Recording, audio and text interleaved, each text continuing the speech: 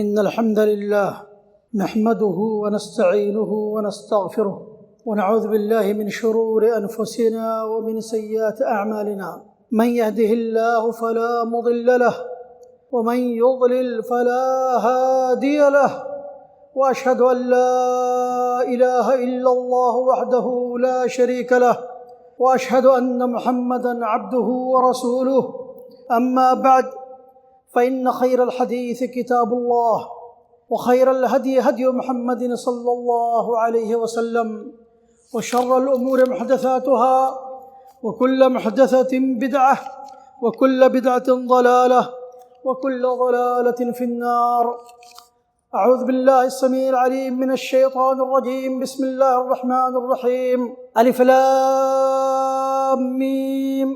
أحسب الناس أن يتركوا أن يقولوا آمنا وهم لا يفتنون ولقد فتنا الذين من قبلهم فليعلمن الله الذين صدقوا وليعلمن الكاذبين. معزز سامعین، حضرات و خواتین، خطبہ مسنونہ کے بعد جو آیات تلاوت کی گئی ہیں وہ سورہ عنکبوت کی ابتدائی آیات ہیں. ان آیات میں اللہ تعالی اپنی سنتوں میں سے ایک سنت کو بیان کر رہا ہے کہ کیا مومنوں نے یہ سمجھ رکھا ہے کہ ایمان کا دعویٰ کرنے کے بعد انہیں یوں ہی چھوڑ دیا جائے گا، انہیں آزمائشوں سے دوچار نہیں کیا جائے گا، انہیں فتنے میں مبتلا نہیں کیا جائے گا؟ کیا مومنوں نے ایسا سمجھ رکھا ہے؟ تو ایسی بات نہیں ہے. ان سے پہلے بھی لوگوں کو اللہ نے فتنے میں ڈالا ہے، آزمائشوں میں مبتلا کیا ہے، تاکہ واضح ہو جائے کہ ایمان کے دعوے میں سچا کون ہے اور جھوٹا کون ہے.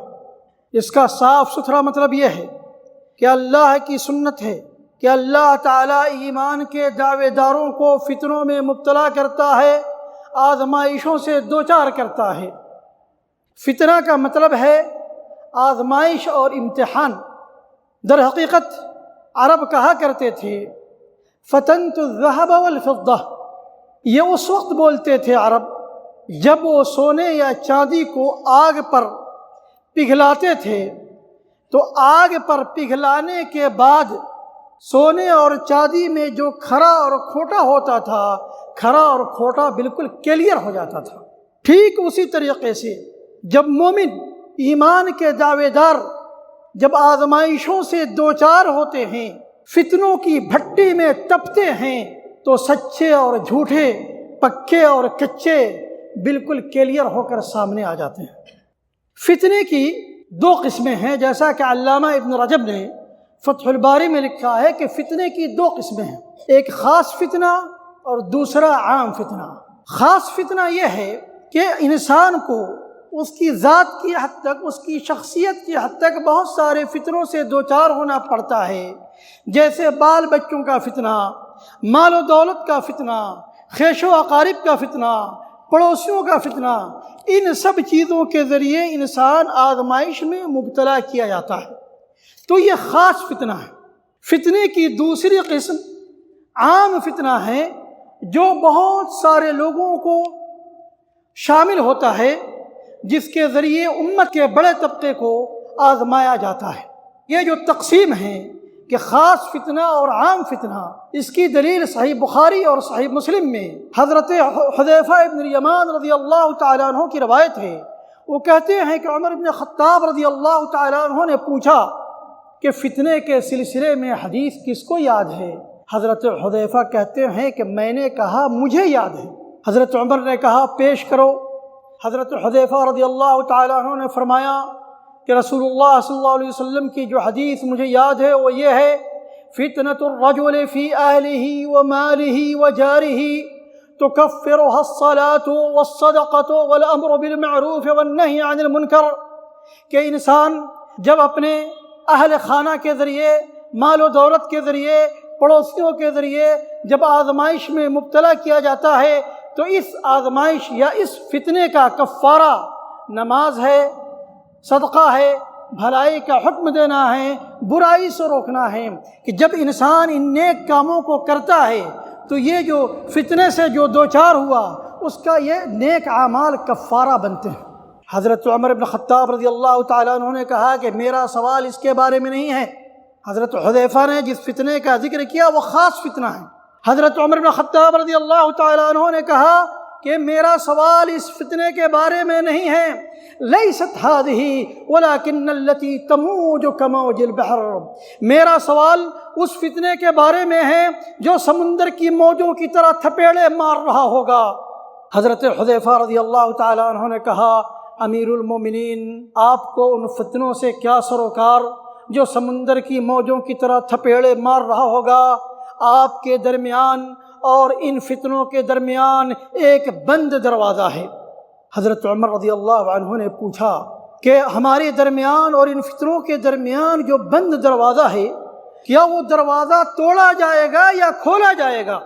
حضرت حذیفہ رضی اللہ تعالیٰ عنہ نے کہا کہ وہ دروازہ توڑا جائے گا۔ تو حضرت عمر رضی اللہ عنہ نے کہا کہ جب توڑا جائے گا تو پھر کبھی بند نہیں ہوگا۔ راوی کہتے ہیں، ابو وائل شقیق بن سلمہ اس حدیث کو روایت کر رہے ہیں، وہ کہتے ہیں کہ ہماری ہیبت کا یہ عالم تھا کہ ہم اپنے استاد حضرت حذیفہ سے یہ سوال نہیں کر سکے کہ وہ بند دروازہ کون سا ہے۔ تو ہم لوگوں نے حضرت حذیفہ کے خاص شاگرد مسروق ابن الاجدع کو مکلف کیا کہ آپ ان سے یہ سوال پوچھیں کہ وہ دروازہ کون ہے۔ تو جب حضرت مسروق نے حضرت حذیفہ رضی اللہ تعالیٰ عنہ سے یہ سوال کیا کہ وہ دروازہ کون ہے جس کے بعد فتنے نمودار ہوں گے، تو حضرت حذیفہ نے کہا کہ وہ دروازہ عمر بن خطاب رضی اللہ تعالیٰ عنہ ہے۔ حضرت عمر بن خطاب رضی اللہ تعالیٰ عنہ شہید ہوئے۔ عثمان غنی رضی اللہ تعالیٰ عنہ خلیفہ وقت مقرر کیے گئے۔ آپ کی خلافت کے آخری زمانے میں مصر، کوفہ اور بصرہ کے ناہنجار کمینے نوجوانوں نے مدینہ کا آ کر گھیراؤ کر لیا۔ یہاں سے فتنہ شروع ہوا، مدینہ کا گھیراؤ کر لیا، حضرت عثمان رضی اللہ تعالیٰ عنہ کے گھر کا بھی گھیراؤ کر لیا۔ ذرا تصور کیجئے کہ کیسا ماحول رہا ہوگا کہ خلیفہ وقت اپنے گھر میں محصور ہے، بند ہے، خلیفہ وقت اپنے گھر میں نماز پڑھ رہے ہیں اور فتنوں کا سرغنہ مسجد نبوی میں نماز پڑھا رہا ہے۔ صحابہ کرام خلیفہ وقت سے اجازت طلب کرتے ہیں کہ آپ اجازت دیں تو ہم ان کے خلاف تلوار اٹھائیں۔ حضرت عثمان رضی اللہ تعالیٰ عنہ نے صحابہ کرام کو تلوار اٹھانے کی اجازت نہیں دی۔ بالآخر بلوائیوں نے حضرت عثمان رضی اللہ تعالیٰ عنہ کو قرآن کی تلاوت کرتے ہوئے شہید کر دیا۔ انا للہ و انا الیہ راجعون۔ یقین جانیے عثمان غنی کی شہادت میں، ان کو شہید کرنے والے میں، ان کا گھیراؤ کرنے والے میں نہ کوئی صحابی تھے، نہ صحابہ کی کوئی اولاد تھی۔ یہ سب ناہنجار قسم کے نوجوان تھے جو مصر، کوفہ اور بصرہ سے آئے تھے۔ اس کے بعد امت میں جو فتنوں کا سلسلہ شروع ہوا، ان فتنوں کا جو سمندر کی موجوں کی طرح تھپیڑے مار رہا ہوگا، ان فتنوں کا جو سلسلہ شروع ہوا وہ آج تک جاری ہے اور تا قیامت جاری رہے گا۔ ہمارے پیارے نبی صلی اللہ علیہ وسلم نے اس طرح کے فتنوں کی ہولناکیوں سے ہمیں ڈرایا ہے، آگاہ کیا ہے۔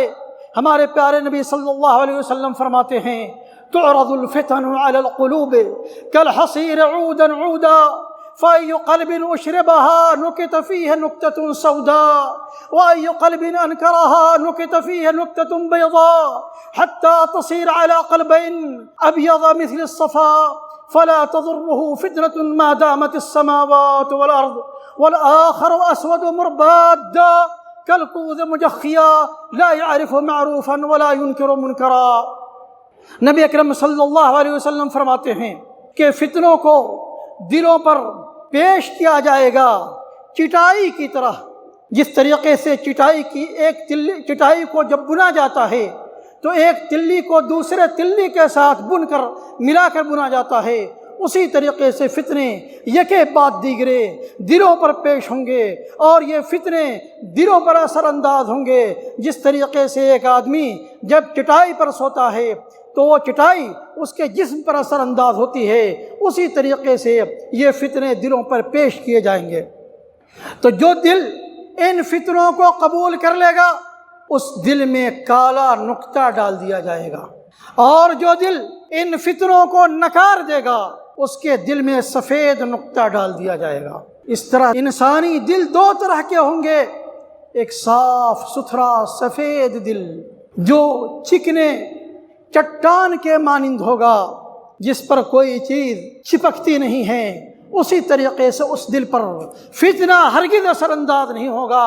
آسمان و زمین جب تک باقی ہے فتنہ اس دل کو نقصان نہیں پہنچائے گا۔ اور دل کی جو دوسری قسم ہوگی وہ کالا خاکستری ہوگا، جو اونھے ہوئے مٹکے کے مانند ہوگا۔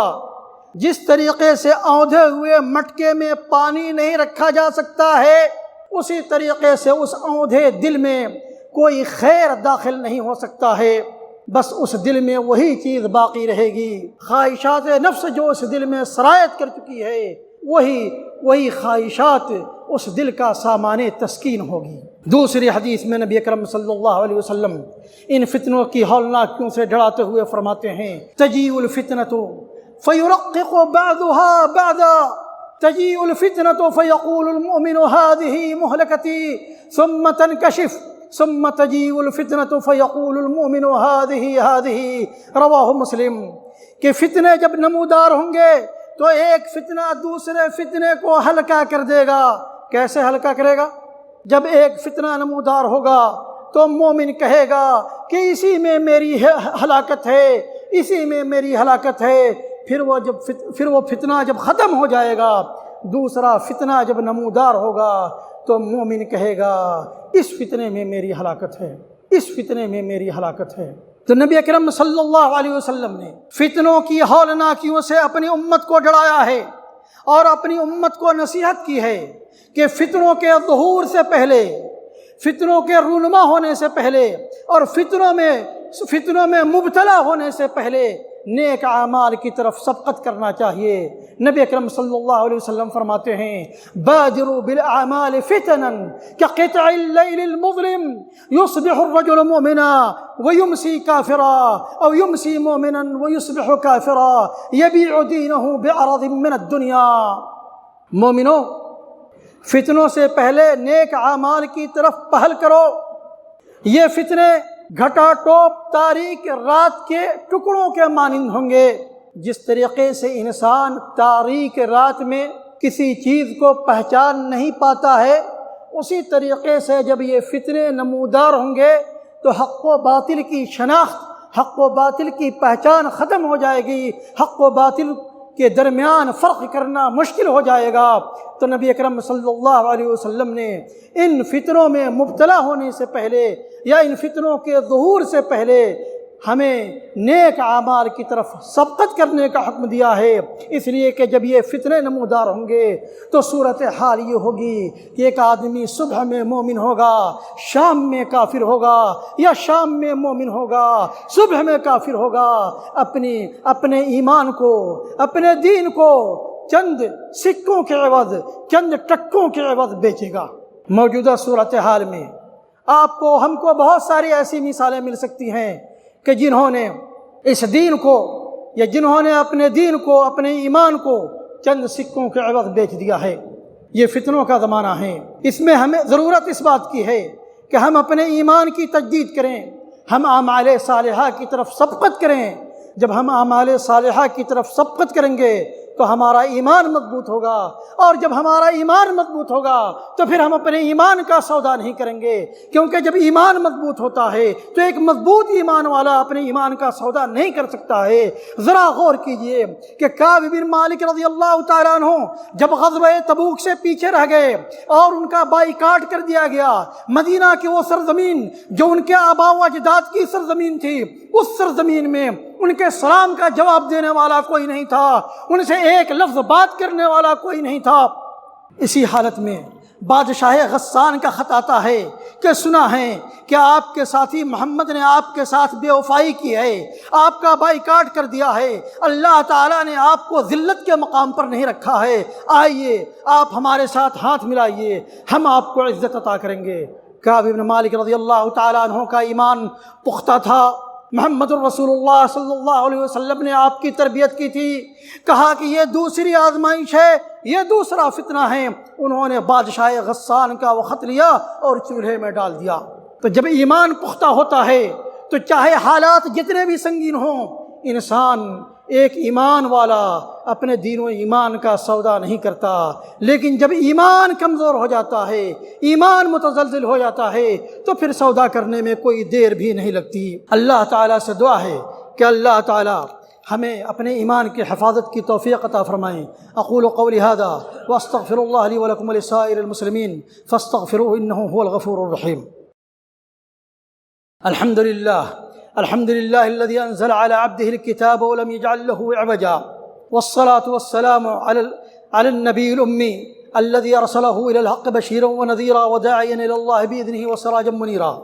اما بعد، معزز سامعین، نیک بخت وہ ہے جو فتنے سے محفوظ رہے۔ نبی اکرم صلی اللہ علیہ وسلم فرماتے ہیں ان السعید لمن جنب الفتن، ان السعید لمن جنب الفتن، ان السعید لمن جنب الفتن ولمن ابتلی فصبر فواہا، رواہ احمد و ابو داود۔ سعادت مند وہ ہے، نیک بخت وہ ہے جو فتنوں سے بچا لیا جائے، سعادت مند وہ ہے جو فتنوں سے بچا لیا جائے، سعادت مند وہ ہے جو فتنوں سے بچا لیا جائے۔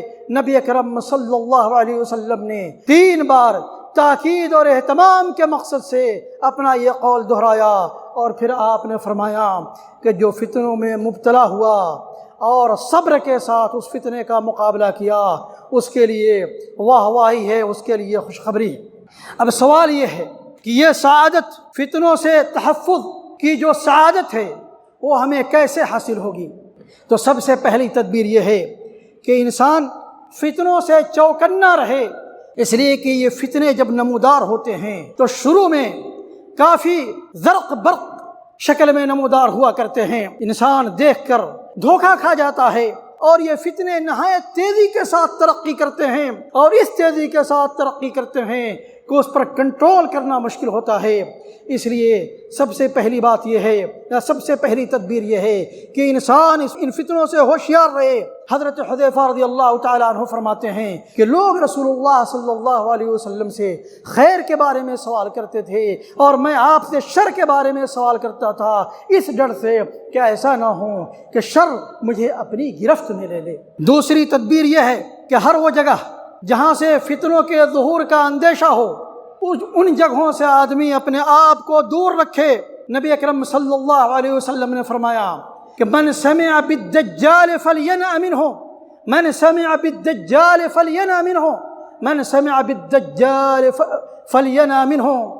نبی اکرم صلی اللہ علیہ وسلم نے دجال کے فتنے سے اپنی امت کو آگاہ کیا، اور فرمایا کہ جس کو دجال کے بارے میں خبر لگے وہ اس سے دور رہے، دور رہے، دور رہے، اس لیے کہ مومن شخص اس کے پاس جائے گا، وہ یہ سمجھے گا کہ میں تو ایمان والا ہوں، اور دجال کے سامنے جب جائے گا تو دجال اس کے اوپر شبہات کو پیش کرے گا، جب وہ شبہات کو پیش کرے گا تو پھر وہ اس کے پیچھے چل پڑے گا۔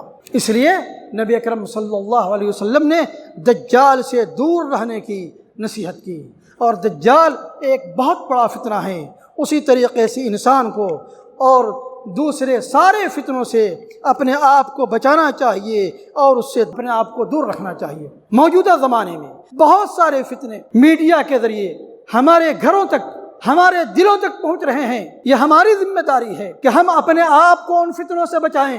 اگر ہم نے اپنے آپ کو ان فتنوں سے نہیں بچایا تو پھر ہم فتنوں کے گرداب میں پھنس جائیں گے۔ بہت سارے لوگ سوشل میڈیا کے ذریعے ایسے فتنوں میں پھنسے کہ کسی نے قرآن و حدیث سب کا انکار کر دیا، کوئی خارجی ہو گیا تو کوئی نہ جانے کسی اور ڈگر پر چلا گیا۔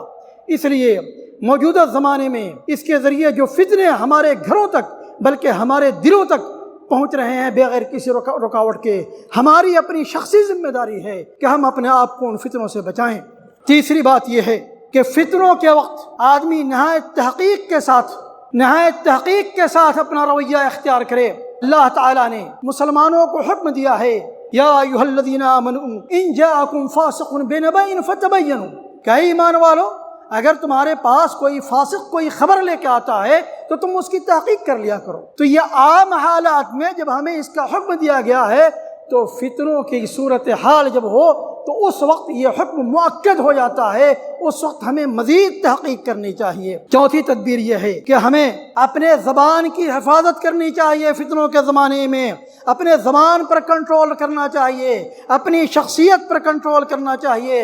نبی اکرم صلی اللہ علیہ وسلم فرماتے ہیں ستکون فتن القاعد فیہا خیر من القائم والقائم فیہا خیر من الماشی والماشی فیہا خیر من السعی ومن یشرف لها تستشرف ومن وجد ملجأ او معاذا فلیعذ به، کہ جب فتنے نمودار ہوں گے تو بیٹھا ہوا شخص کھڑے شخص سے بہتر ہوگا، کھڑا شخص چلنے والے سے بہتر ہوگا، چلنے والا دوڑنے والے سے بہتر ہوگا۔ جو ان فتنوں کی طرف جھانکے گا یہ فتنے اسے پچھاڑ دیں گے، تو جو ان فتنوں سے پناہ کی جگہ پائے وہ پناہ کی جگہ کو پکڑ لے۔ فتنوں کے زمانے میں خاموشی اختیار کرنا چاہیے، اس لیے کہ خاموشی میں نجات ہے۔ پانچویں تدبیر یہ ہے کہ لوگوں کو ربانی علماء کی طرف رجوع کرنا چاہیے جن کو اللہ نے علم کی پختگی عطا کی ہے۔ نبی اکرم صلی اللہ علیہ وسلم نے فتنوں کے ظہور کو علم کے اٹھائے جانے کے ساتھ جوڑا ہے۔ یقبض العلم وتظہر الفتن، علم کو اٹھا لیا جائے گا اور فتنے ظاہر ہوں گے، لہذا ہمیں علماء کی طرف رجوع کرنے کی ضرورت ہے۔ فاسألوا اہل الذکر ان کنتم لا تعلمون، اگر تم نہیں جانتے ہو تو اہل ذکر سے پوچھو۔ اور اللہ تعالیٰ نے منافقین کا ذکر کرتے ہوئے فرمایا وَإِذَا جَاءَهُمْ أَمْرٌ مِّنَ الْأَمْنِ أَوِ الْخَوْفِ أَذَاعُوا بِهِ وَلَوْ رَدُّوهُ إِلَى الرَّسُولِ وَإِلَى أُولِي الْأَمْرِ مِنْهُمْ لَعَلِمَهُ الَّذِينَ يَسْتَنبِطُونَهُ مِنْهُمْ، کہ جب ان منافقین کے سامنے کوئی معاملہ آتا ہے امن کا یا خوف کا تو فوراً اس کو پھیلا دیتے ہیں، نشر کر دیتے ہیں۔ اگر یہ منافقین اس کو رسول کی طرف لوٹاتے، ان لوگوں کی طرف لوٹاتے جو اس کی تہ تک پہنچنے والے ہیں، جن کو اللہ تعالیٰ نے ان کی تہ تک پہنچنے کی صلاحیت عطا کی ہے، اگر ان تک وہ لوٹا دیتے تو وہ لوگ اس معاملے کی حقیقت کو جان جاتے۔ تو علماء کی طرف رجوع کرنا بہت ضروری ہے۔ حضرت حسن بصری رضی اللہ تعالیٰ عنہ فرماتے ہیں الفتنة اذا اقبلت عرفها كل عالم واذا ادبرت عرفها كل جاہل، جب فتنہ نمودار ہوتا ہے تو اسی وقت اس کو ہر عالم جان جاتا ہے، اور جب فتنہ ختم ہو جاتا ہے اس وقت ہر جاہل یہ سمجھ جاتا ہے کہ ابھی جو ختم ہوا وہ فتنہ تھا۔ لیکن کب سمجھا؟ جب فتنہ ختم ہو گیا تب اس کو سوجھ بوجھ آئی کہ یہ فتنہ تھا۔ لیکن جب اس فتنے کا آغاز ہوتا ہے اسی وقت علماء سمجھ جاتے ہیں کہ یہ فتنہ ہے، لہذا علماء کی طرف رجوع کرنا چاہیے۔ اور ان تدابیر میں سے جس کی طرف نبی اکرم صلی اللہ علیہ وسلم نے ہماری رہنمائی فرمائی ہیں، ان تدابیر میں سے یہ بھی ہے کہ ہمیں فتنوں سے ہمیشہ پناہ مانگنا چاہیے۔ حضرت زید بن ثابت رضی اللہ تعالیٰ عنہ کہتے ہیں کہ رسول اللہ صلی اللہ علیہ وسلم نے فرمایا تعوذوا باللہ من الفتن ما ظہر منہا وما بطن، کہ اللہ تعالیٰ کی پناہ مانگو ظاہری اور باطنی فتنے سے۔ جب نبی اکرم صلی اللہ علیہ وسلم نے یہ فرمایا تو صحابہ کرام نے فوراً کہا نعوذ باللہ من الفتن ما ظہر منہا وما بطن، کہ ہم اللہ کی پناہ مانگتے ہیں ہر ظاہری اور باطنی فتنے سے۔ تو ہمیشہ ہمیں اپنے رب سے یہ دعا مانگتے رہنا چاہیے کہ تاکہ اللہ تعالی ہمیں ان تمام فتنوں سے محفوظ رکھے۔ اعوذ باللہ من الشیطان الرجیم، بسم اللہ الرحمن الرحیم، ان اللہ وملائکتہ یصلون علی النبی یا ایھا الذین آمنوا صلوا علیہ وسلموا تسلیما، اللہم صل علی محمد وعلی آل محمد کما صلیت علی ابراہیم وعلی آل ابراہیم انک حمید مجید، وبارک علی محمد وعلی آل محمد کما بارکت علی ابراہیم وعلی آل ابراہیم انک حمید مجید، اللہم ارض عن الخلفاء الراشدین ابی بکر وعمر وعثمان وعلی وعن سائر الصحابة اجمعین وعنا معهم بجودك وكرمك يا أكرم الأكرمين، اللهم أعز الإسلام والمسلمين، اللهم أعز الإسلام والمسلمين، اللهم أعز الإسلام والمسلمين، اللهم اجعل كيد أعداء الدين في نحورهم وزلزل الأرض من تحت أقدامهم يا قوي يا عزيز، اللهم أعذنا من الفتن ما ظهر منها وما بطن. اللهم أعذنا من الفتن ما ظهر منها وما بطن. اللهم اشف مرضانا وفك أسرانا وعاف مبتلانا واغفر لموتانا يا أرحم الراحمين. ربنا آتنا في الدنيا حسنة وفي الآخرة حسنة وقنا عذاب النار. ربنا تقبل منا إنك أنت السميع العليم وتب علينا إنك أنت التواب الرحيم. سبحان ربك رب العزة عما يصفون وسلام على المرسلين